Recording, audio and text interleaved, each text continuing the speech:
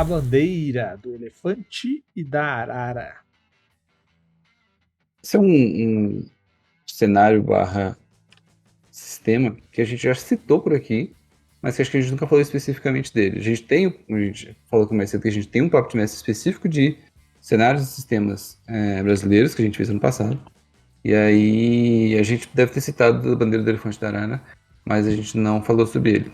Ele é ele é um cenário, um sistema, e existem livros também de contos, etc. Então ele tem assim, muita mídia, é a mesma mídia no caso como literatura, mas ele tem muitas variações de livros para você consumir.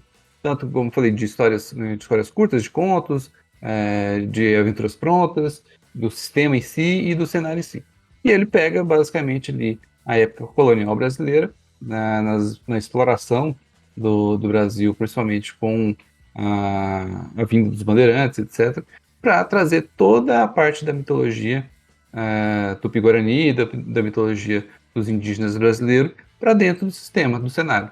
Então ele tem ali, se não me engano, até aquela imagem que a gente usou mais cedo da mula sem cabeça, da bandeira do elefante da arara. E aí tem uma série de outras criaturas fantásticas que você consegue encontrar ali, boitatá, curupira, mapiguari, então tem uma série de outros monstros e entidades que vão fazer parte do cenário ali como um todo. Ele conta, acho que os contos contam a história de um explorador específico, se não me engano, um explorador, pelo que eu vi pelo nome, um explorador que parece ser holandês, e provavelmente um escravizado que serve como servo dele, etc., que estão fazendo essa exploração. Então, eu não li exatamente os contos, só dei uma olhada mais no sistema em si e no cenário. E ele casa muito com, eu acho que ninguém vai falar aqui sobre isso, mas um antigo sistema que existia, um antigo cenário também, que era o Desafio dos Bandeirantes, que também tinha lá na década de 90, né, eu acho, 80, 90, e tinha essa premissa também de falar sobre exploração do Brasil na época colonial, com toda a questão da cultura originária. E aí a gente pega a importância disso para a gente tornar a fantasia, entre aspas, medieval brasileira algo mais próximo, assim, e usar mesmo. Tanto quanto a gente usa as fantasias medievais europeias que a gente vê em D&D e em outros sistemas de fantasia medieval que a gente está mais acostumado, está mais familiarizado por conta de ter sido mais impactado com elas, e ver que tem muita coisa legal, muita coisa que dá para explorar ali, e muita coisa que às vezes você já conhece e nem sabia que conhecia, tipo Sacis Pererês, Boitatá, Curupira, eu falei lá, mãe d'água, mãe do mato, etc.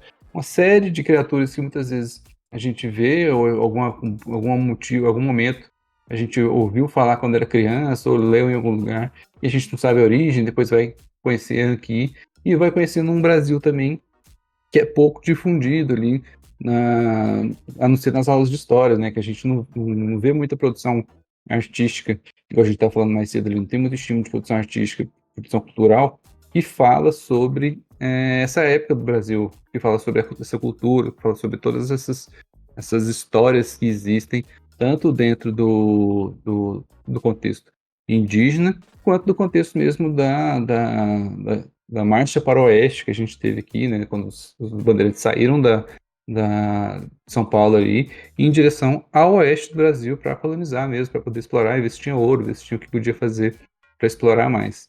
E então é um bom conteúdo, pelo que eu dei uma olhada. Parece que está ligeiramente abandonado, o site pelo menos, mas eu acho que você encontra ainda os livros. No site que eu olhei, acho que o último post estava em 2020, então eu não sei exatamente que pé que anda a produção e a publicação de mais coisas da bandeira do elefante da arara.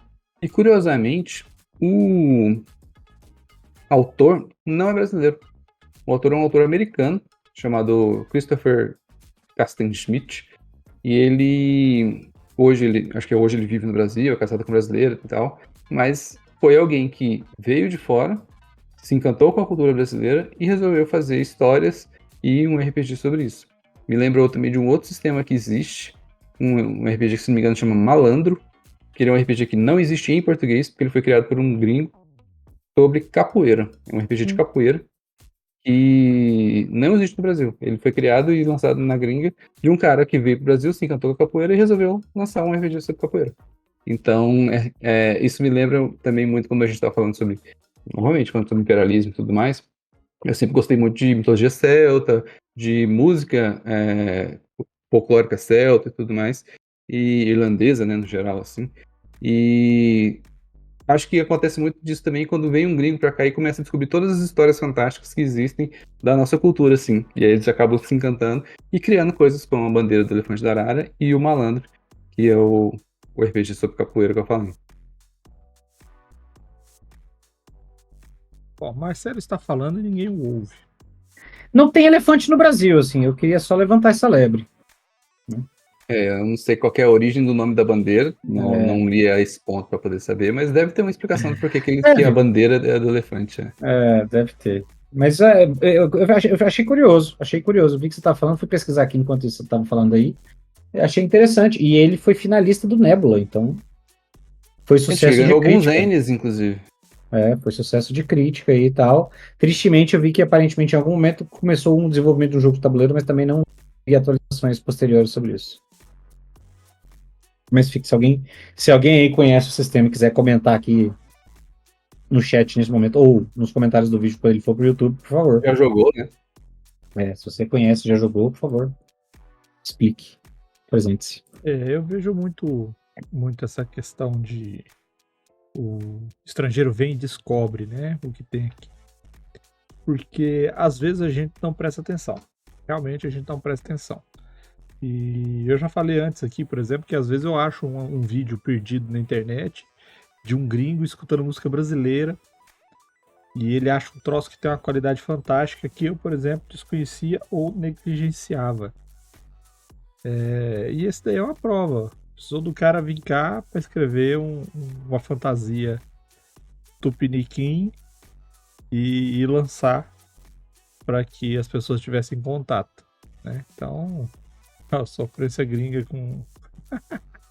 Subir down.